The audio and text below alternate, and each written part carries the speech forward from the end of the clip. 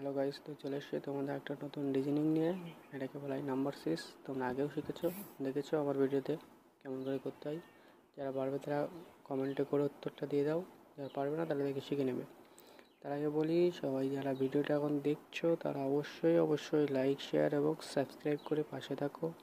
ভিডিওটা তোমার ফ্রেন্ডদের মধ্যে বেশি করে শেয়ার করো, যাতে তারাও দেখে শিখতে পারে কেমন করে এই রিজনিংগুলো করতে হয়, এবং তোমরা মনোযোগ সহকারে শিখে নেবে, যাতে পরবর্তীতে তোমাদের এক্সাম দিতে গিয়ে অসুবিধা না হয়।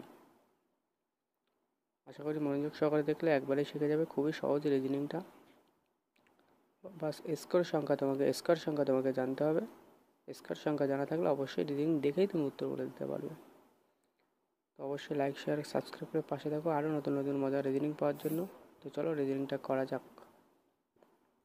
দেখো, এফ সমান আমার এসে 216। এফ সমান 216 কী করে হয়? তুমি সবার প্রথমে এ থেকে এফ পর্যন্ত দেখো, এফের মান 6 আসবে। এফের মান 6 আসবে।